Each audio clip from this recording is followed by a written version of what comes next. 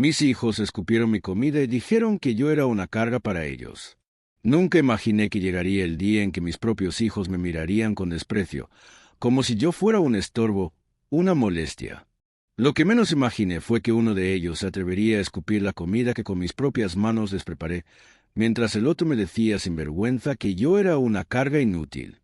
Pero lo que ellos no sabían es que esa noche, en silencio, dejé una cámara encendida en la sala. Y semanas después, todo cambió de forma que ni en sus peores pesadillas hubieran imaginado. Mi nombre es Tomás Herrera. Tengo 72 años. Y he sido padre, madre, proveedor, maestro y hasta enfermero de mis hijos.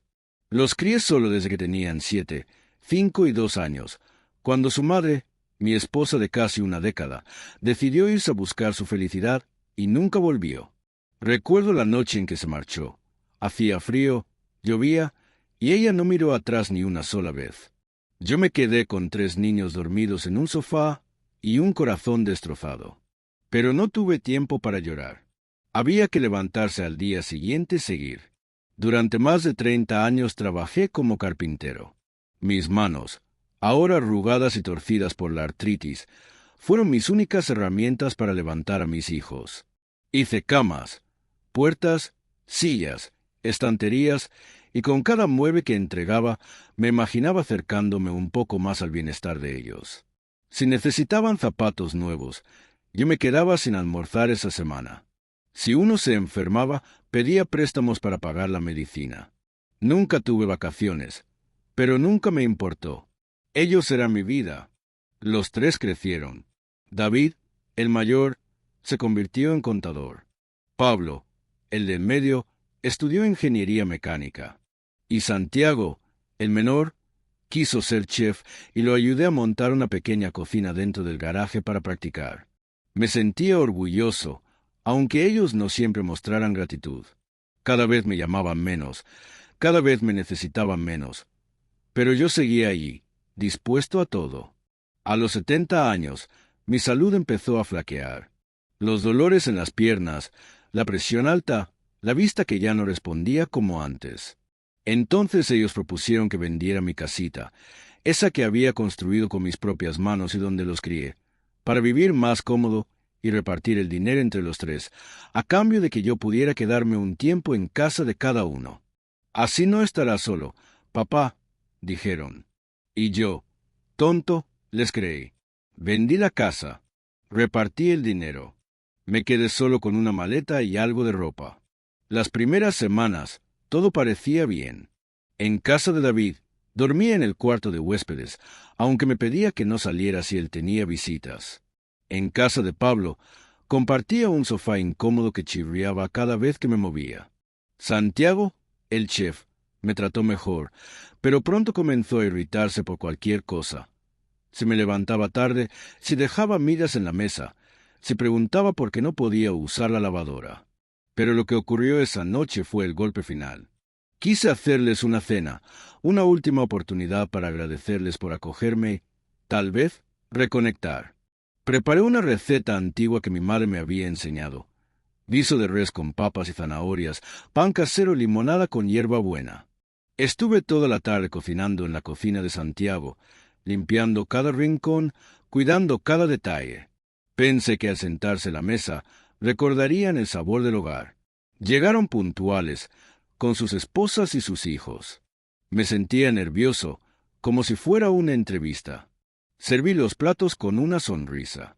Me senté al borde de la mesa, esperando escuchar algún gracias o al menos un está rico. Pero no. David fue el primero en arrugar la nariz.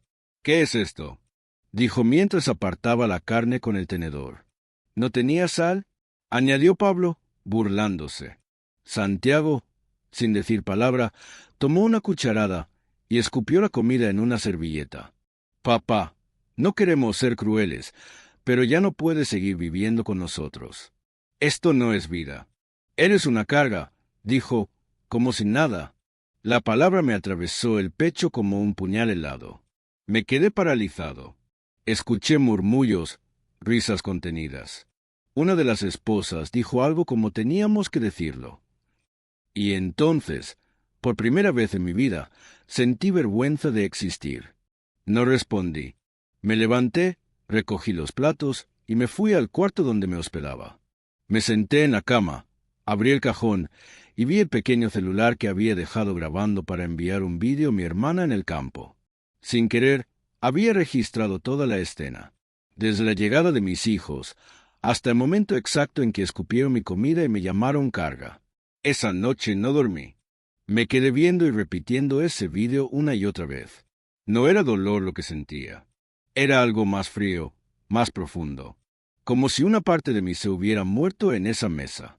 Pero no lloré, no me quejé, porque en ese instante, mientras escuchaba sus palabras una vez más, tomé una decisión. Si ellos creían que yo era débil, estaban equivocados. Lo que pasó después cambiaría nuestras vidas para siempre. Yo no fui un padre perfecto, pero si algo me sobraba era amor. Amor que se daba en forma de desayuno caliente a las 5 de la mañana. Amor que cargaba ladrillos bajo el sol para pagar una matrícula. Amor que renunciaba a sí mismo para darles todo a ellos. David, Pablo y Santiago fueron mi razón de vivir, desde el momento en que su madre se marchó y me dejó con una carta vacía y 3 bocas que alimentar.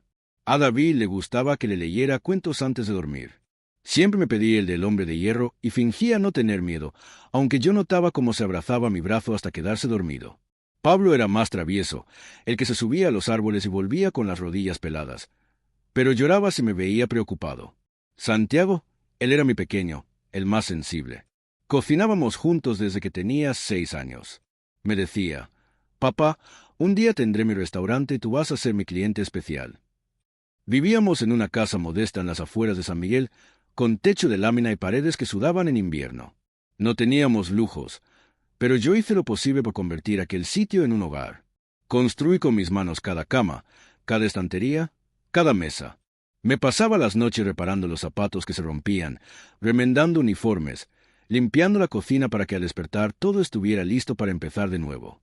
No hubo cumpleaños sin pastel, aunque a veces fuera solo pan con azúcar. No hubo Navidad sin cena, aunque la cena fuera arroz con frijoles y una vela encendida en la mesa. Cada logro de ellos era un triunfo mío. Cuando David se graduó de la secundaria, vendí mis herramientas para comprarle un traje. Cuando Pablo entró a la universidad, empeñé mi reloj. Y cuando Santiago me dijo que quería ser chef, saqué un préstamo con tal de pagarle un curso básico. Recuerdo una noche en particular, cuando Santiago llegó llorando porque un maestro le había dicho que nunca llegaría a nada. Me senté con él en el porche, lo abracé y le dije, «Lo que otros digan no importa, hijo. Tú tienes talento y, más importante, tienes corazón». Él me miró y me prometió que, algún día, abriría un restaurante con mi nombre. Pero con el tiempo, todo cambió. Cuando David comenzó a trabajar, se volvió distante. Me decía que no tenía tiempo, que estaba muy ocupado con sus finanzas. Pablo, aunque más amable, me visitaba cada vez menos. Me llevaba medicamentos de vez en cuando, pero siempre con prisa, como si su presencia fuera un favor que me hacía. Santiago, al menos, me llamaba para contarme de sus platillos nuevos, pero cada vez lo notaba más estresado, más frío. Yo trataba de no ser una carga. No pedía nada. Vivía de mi pequeña pensión, que apenas alcanzaba para mis medicamentos. Cocinaba mi propia comida, lavaba mi ropa a mano, barría el patio, cuidaba una pequeña planta de albahaca que me hacía sentir útil. Pero cada vez me sentía más invisible, como si mi papel en la historia se hubiera terminado. Cuando vendí mi casa, lo hice por ellos. Me dijeron que sería temporal, que viviría con más comodidad, que estaría más cerca de sus vidas. Me convencieron de que era lo mejor para todos.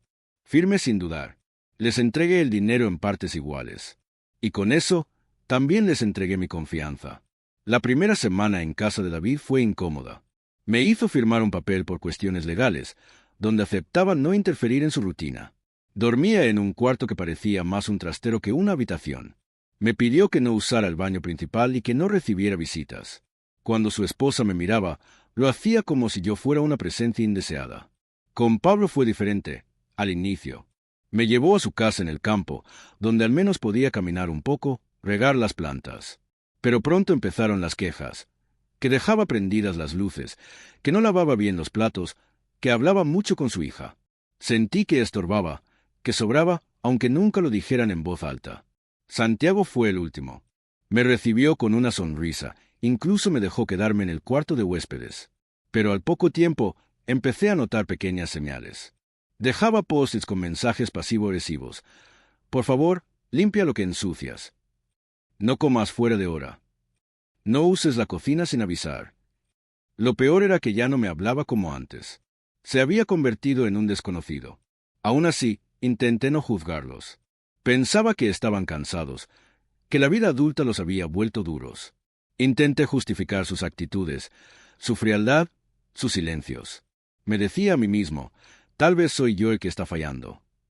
Hasta que llegó aquella cena, aquella noche maldita.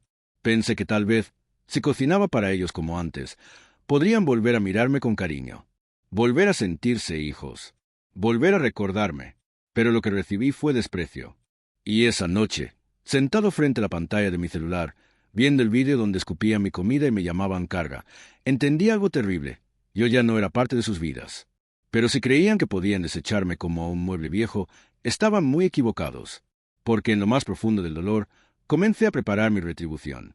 Esa mañana, luego de la cena en la que escupieron mi comida y me llamaron carga, amanecí con los ojos secos y el cuerpo tan cansado que sentía como si hubiera envejecido 10 años en una sola noche. Pero no fue el cansancio físico lo que más me pesaba. Era el otro, el invisible, el que te nace cuando te das cuenta de que aquellos por quienes lo diste todo ya no te quieren. Desayuné solo. Santiago no se levantó, ni su esposa. Escuchaba murmullos detrás de la puerta, pasos que evitaban pasar frente a mí. A las 11, tocaron la puerta del cuarto donde dormía. Era David. Entró sin saludar, sin sentarse. Solo me miró como quien observa una mancha difícil de limpiar. «Papá, venimos a hablar», dijo, y detrás de él entraron Pablo y Santiago. Yo me quedé sentado en la cama, sosteniendo el celular con las manos, con el vídeo ya visto 100 veces, como un tatuaje en mi mente. «Creemos que lo mejor», comenzó Pablo, buscando palabras que no sonaran crueles, «es que busques un lugar donde puedas estar más cómodo. Un asilo o una residencia para adultos mayores. Hay lugares bonitos, papá, con atención médica, comida, actividades. No estaría solo», agregó Santiago, fingiendo compasión. «¿Y cómo creen que voy a pagar algo así?», pregunté sin moverme. David respondió con una frialdad que me paralizó. «Con lo que te queda de la venta de la casa. Aún tienes tu parte, ¿no?» «No, no la tenía, porque se las había dado a ellos. A los 3, con confianza, con ilusión. Y ahora me empujaban fuera como si yo fuera una peste. ¿De verdad creen que me pueden desechar así?», les dije, con la voz baja pero firme. Después de todo, David suspiró. «Papá, no dramatices. No eres el único anciano en el mundo. Muchos terminan en residencias. Es normal». «¿Normal?», repetí, sintiendo que el pecho me ardía. «¿Es normal que un hijo escupa la comida que su padre cocinó?». Santiago bajó la cabeza. Pablo desvió la mirada. David, en cambio, se encogió de hombros. «Si no quieres colaborar, te quedarás solo». «Ya estoy solo», respondí. No dijeron nada más. Se fueron. Me dejaron ahí, con la habitación en silencio y el eco de sus palabras rebotando en las paredes. Esa tarde, Santiago me pidió que me fuera al día siguiente. Dijo que había hablado con su esposa y que no era sano para el ambiente del hogar que yo permaneciera más tiempo. No sabía a dónde ir. No tenía amigos cercanos. Mi hermana mayor vivía en un pueblito a 2 horas, en condiciones aún más precarias que yo. Dormí con la ropa puesta, con el alma rota, y al amanecer recogí mis cosas y salí de la casa de Santiago sin despedirme. Pasé los primeros días durmiendo en una banca del parque. Me alimentaba con lo que podía comprar con los pocos billetes que me quedaban. Pensaba en todo lo que había hecho mal, en todo lo que había creído bien. Y cada vez que la tristeza me arrastraba, sacaba mi celular y veía el vídeo. Ese vídeo que grabé sin querer, que al principio me rompía, pero que pronto se convirtió en mi única arma. Una tarde, mientras estaba sentado bajo el sol, un joven se me acercó. Llevaba una cámara al hombro, una sonrisa amable y una camiseta que decía Justicia Social TV. Me preguntó si podía hacerme unas preguntas para un documental sobre adultos mayores en situación de abandono.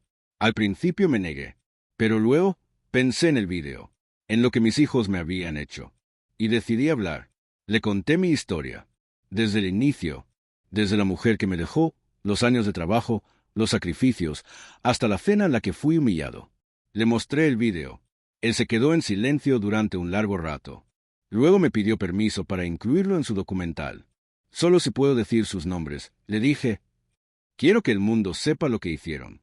Una semana después, el video fue publicado en su canal de YouTube. Se titulaba, Mis hijos me escupieron la comida y me llamaron carga. Esto fue lo que hice.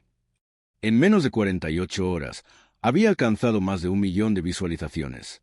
Los comentarios eran unánimes. Apoyo, indignación, rabia. Personas de todo el país compartían el video con mensajes como esto es lo que no se debe hacer con un padre. Tomás, no estás solo. Aquí tienes una familia nueva, compadre. Medios de comunicación locales empezaron a buscarme. Me ofrecieron entrevistas. Programas de televisión querían que contara mi historia en vivo. Y yo lo hice, no por venganza, sino por dignidad. Porque si ellos me habían llamado carga, yo quería mostrarle al mundo el peso de lo que un padre verdadero representa.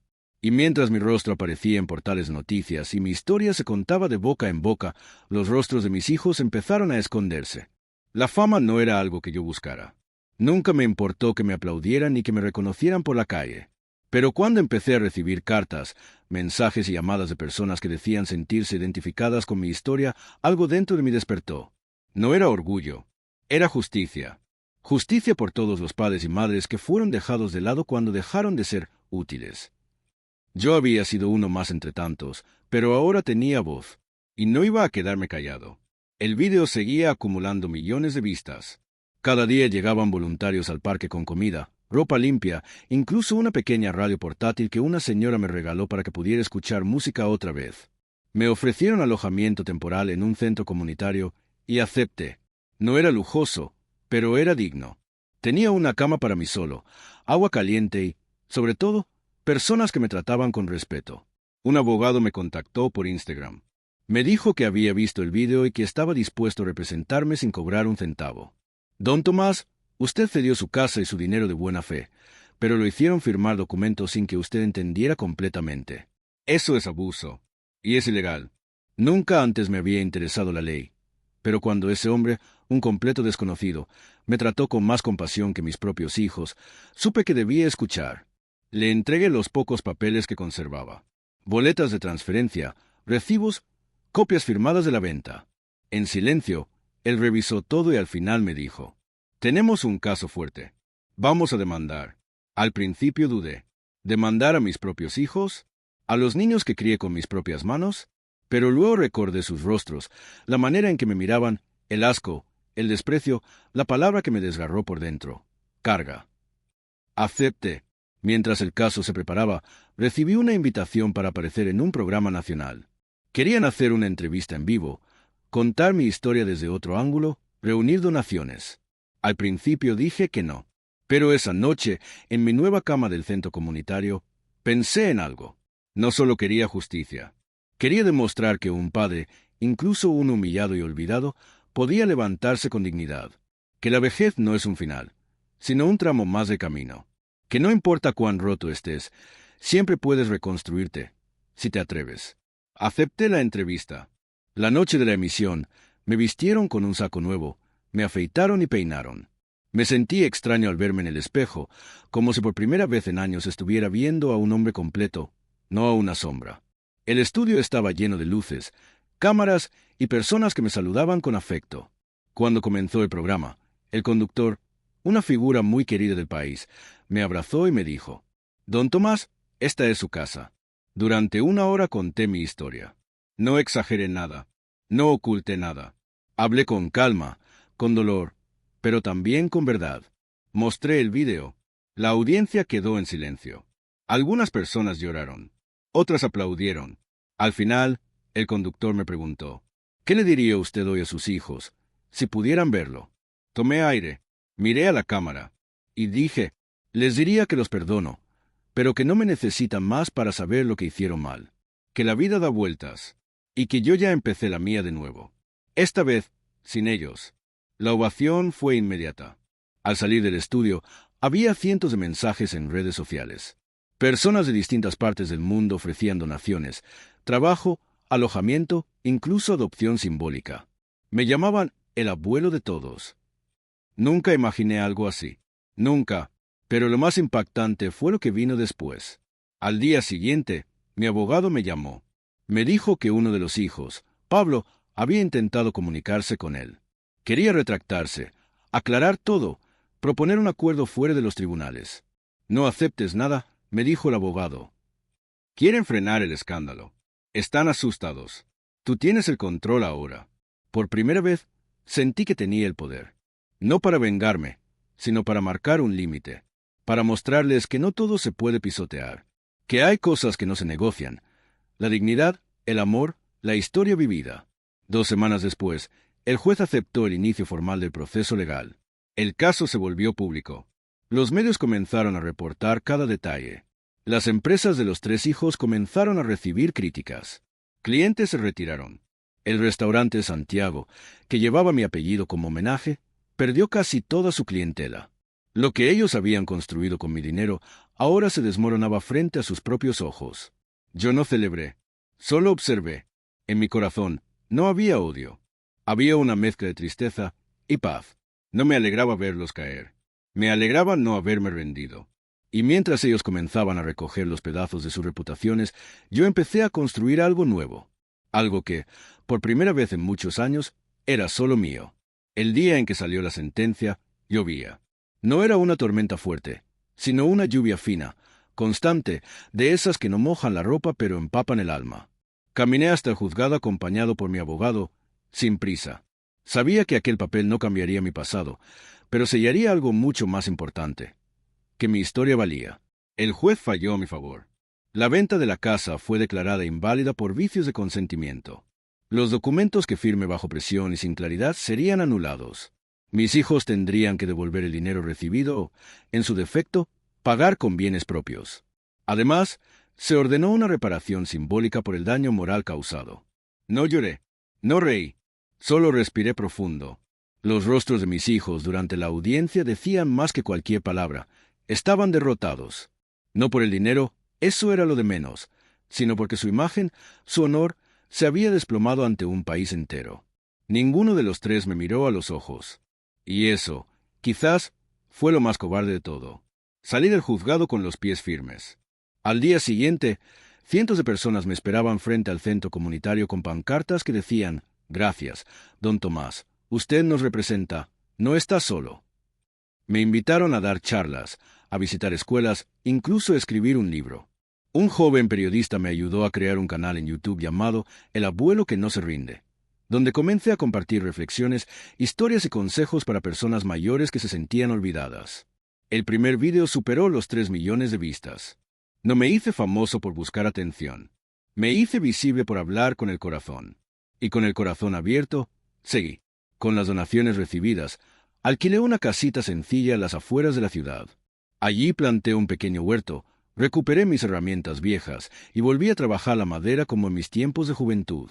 Hice mesas, sillas, marcos, y cada pieza la firmaba con una frase. No me rompieron, me reconstruí. Un día, mientras lijaba una mesa, recibí una carta. Era de Santiago. Me pedía perdón. Decía que había cerrado el restaurante, que se había ido a vivir a otra ciudad y que quería verme algún día, si yo lo permitía. No respondí. Otra carta llegó semanas después, de Pablo. Más escueta. Solo decía: «Fui un cobarde. Perdóname si puedes». Tampoco respondí.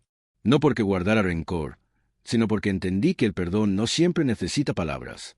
A veces, la mejor forma de perdonar es seguir viviendo. David nunca escribió. Y eso, para mí, fue una respuesta. Hoy tengo 73 años. Y aunque mis huesos crujan y mi vista no sea la de antes, mi espíritu nunca estuvo más fuerte. He recibido cartas de jóvenes que decidieron visitar a sus abuelos después de ver mi historia. De adultos que pidieron perdón a sus padres. De hijos que reflexionaron antes de repetir los errores de mis hijos. Eso vale más que cualquier sentencia. Mi vida no terminó en aquella cena donde escupieron mi comida. Mi vida empezó después, cuando entendí que incluso lo más roto puede volver a florecer. Ahora quiero dejarte una pregunta. ¿Qué harías tú si el día de mañana te convirtieras en la carga de alguien a quien criaste con amor? Quiero que me lo cuentes en los comentarios y que me digas desde qué ciudad estás escuchando esta historia. Suscríbete al canal para seguir recibiendo relatos como este, donde la verdad duele, pero también sana. Porque aquí, las historias no se callan, se transforman.